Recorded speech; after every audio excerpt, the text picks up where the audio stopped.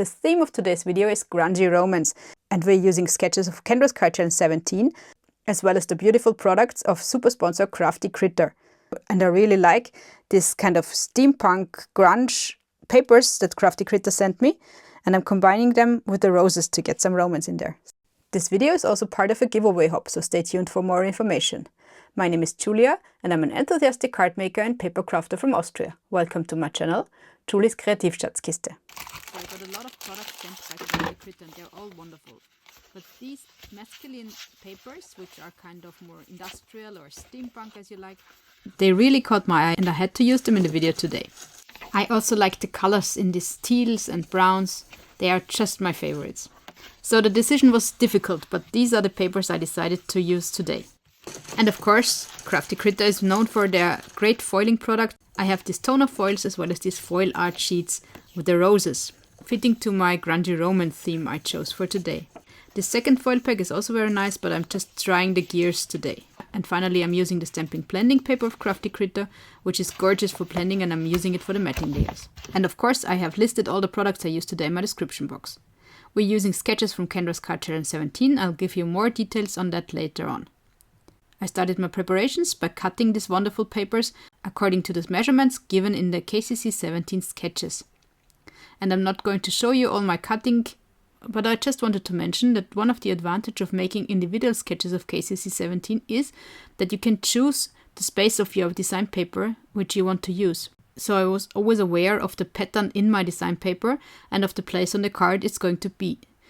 So for example here, there's one of the gears which I wanted to have on my card, and this is why I took this part of the design paper. So my next step is foiling. And I'm going to foil some of these wonderful sheets. And before I'm going to foil them, I cut out the ones I need. Because I think it's easier to do that when they are still black and not foiled, because I don't want to destroy the foil. When fussy cutting, I think it's easier to move the paper instead of the scissor. But still, as you see, I'm not too good at it and I don't like it too much. But sometimes it has to be done. And so I try my best. So I have now cut out a lot of these roses and some of these gears as well, because I want to do a grungy romance kind of card today. Next step is of course foiling. For the foiling I use my laminator, which is standing here right next to me, and I'm going to heat it up. I use some simple printer paper, which I'm going to send through my laminator, and I'm going to put my images here. I'm going to use the Tree Frog green foil as well as the Party Pink foil. They're perfect for roses, don't you think? There are two possibilities now. First, you can just choose one color and foil the entire image in one color and be done, which is entirely possible here, of course. That's the easiest way. You just take your foil, put the pretty side up on top of your image, close that and send it through the laminator. You have a pretty green rose here, and here you have a rose in beautiful pink. So, but you know, I have green and I have pink and I have roses, so it would be really nice if I would have red roses with green leaves. And that's what I'm going to try now.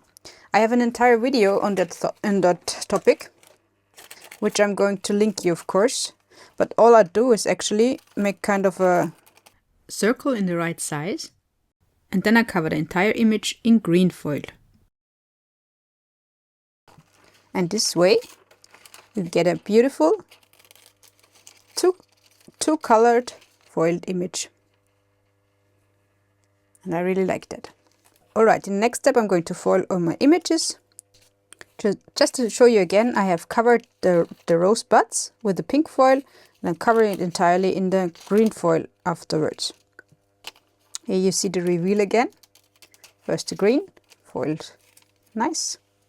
And then the red in the middle, which also turned out really nice.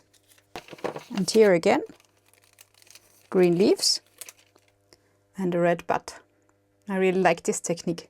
What I didn't do so far is foil my sentiments, and I have this happy birthdays also from Crafty Critta as foil art. But they are too big for my cards, they would cover all my papers and my images. So I'm going to cut them down. I don't need all the entire image. I'm going to just use, for example here, the happy birthday, and I'm going to leave the to you off, and then I'm going to foil that. And I think I'm going to use the hard silver foil for that, just to see how it looks and to have some other color in the cards. So I'm going to do that now and show you the result afterwards. Alright, so these are my foiled sentiments now. And there's one more thing I want to foil, because fitting to my theme of grungy romance with the gears and the flowers, I have also cut out some other gears from dies in my stash. And I didn't print them on toner foil, of course, but what I'm going to do now is cover them with a double-sided glue. And this part is one of the circles, which is part of the sketches I have also cut out. And I'm also going to cover that with the glue. But the gears turned out perfectly. As we're now going to make grungy romance cards, I don't like the wet area on the images, because they don't look grungy at all. So what I'm going to do is I'm going to use vintage photo as well as salvage patina, I think.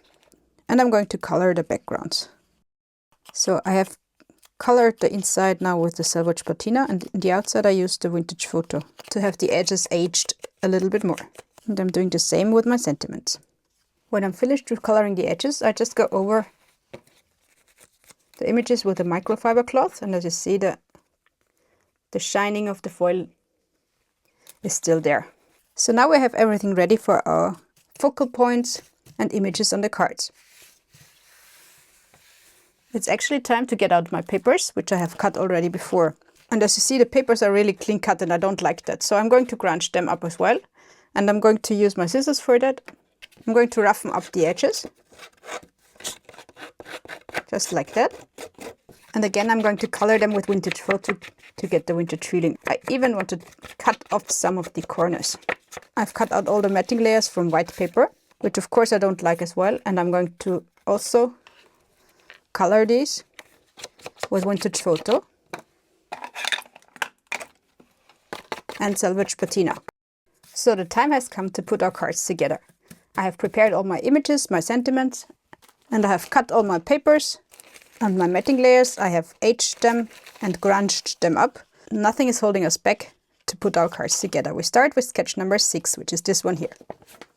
So this is about what our final card is going to look like. So while I'm going to put that card together, can you tell you more about Kendra's card challenge? And every quarter, Kendra provides a free PDF that contains 15 unique sketches that can be made out of 6 sheets of 6 by 6 inch patterned paper. And the great thing about this PDF is it doesn't only include all the measurements for the single sketches, so you can make each sketch individually, as I'm doing today, for example. But if you choose to make all the 15 cards out of the 6 sheets of 6 by 6 inch patterned paper, you can also do that. And there's a cutting guide included for the patterned paper, and this is what makes Kendra's card challenge so unique, because with the cutting guide you can cut all your patterned papers and get all the papers you need to make the 15 card sketches. So it's quick and it's easy, but of course you can take more time and make more sophisticated cards as well. I decided to take the sentiment on the inside of the card.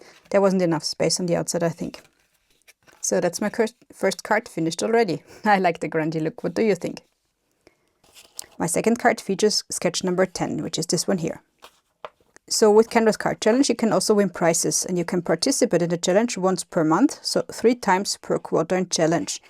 And all you have to do to participate in the challenge is upload one photo with all the 15 cards you made with the challenge. For uploading your photo, you have to go to the Correct in Links party link, which you will find on the homepage linked in my description box. And that is www.kendrascardchallenges.com.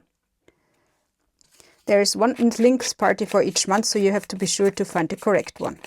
I'm now darkening up the paper on the inside because there wasn't too much contrast between these two layers. So I've used my ground espresso to make the paper darker.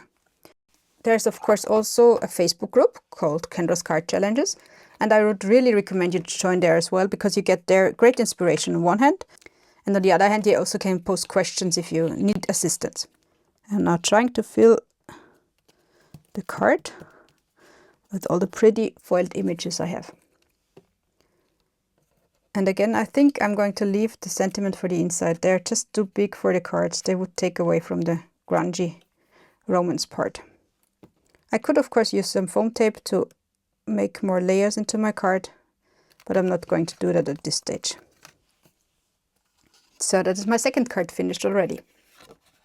Ah, it's not finished yet. I have to put the sentiment in the inside.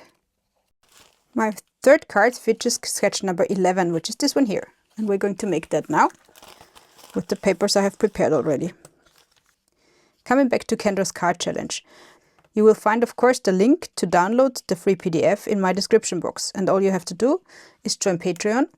But it's a completely free option and you just have to give your email address. So there are monthly and quarterly prizes for Kendra's card challenge. And at the end of each month, Kendra publishes a video on her YouTube channel, Cards by Kendra, where she draws the winner of all the great prizes. If you are one of the winners, you have to claim your prize through a form, which is really easy, but you have to claim it. So I really recommend you watching this video. So as I mentioned, the PDF is completely free, but on Patreon you will find also paid options for Kendra's Patreon.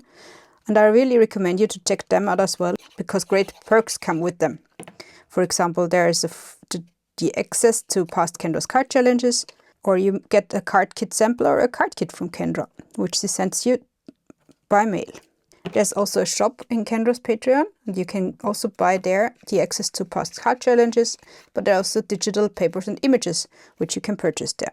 So this is the blank card already. I'm going to try to fit a happy birthday on here.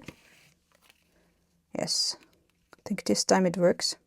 So for my happy birthday on this page, I'm going to use foam tape, because that way I can put some roses below the sentiment. So I'm now finished decorating this card as well. Maybe one more of the little gears, which I can put here. And now I have to cut off the overhanging parts as well. And there's my third card finished. Our last sketch for today is number 15, which is this one here. So while I'm putting this card together, I can tell you this video is part of a giveaway hope, because some of my design team colleagues are also crafting with the beautiful products of Crafty Critta. And there's a playlist linked in my description box where you can find all the videos. And I would really recommend you watching all the videos because I'm sure you get great inspiration there as well. And I'm really curious already what they're going to make. And you can also win in this giveaway hop, because there's a form linked in my description box and you have to fill in this form by February 5th, 2025 for your chance to win. Details are linked in my description box, but I think you can win a membership of Kendra's Patreon. So check it out.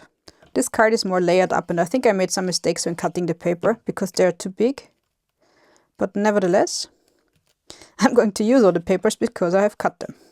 So I think this circle is perfect to put a rose on it. So on this card I'm going to put all the gears that I have left, because I have enough roses on the other cards already. So these are the 4 cards we made today. Do you like them? Which one is your favorite? Let me know in the comments. If you enjoyed this video, please leave me a like or a comment, and I would be really glad if you would subscribe to my channel if you have not already done so. Check out the link in my description box for the form where you can win in this giveaway hop, and check out the playlist of course and all the videos of my design team colleagues. See you next time, servus!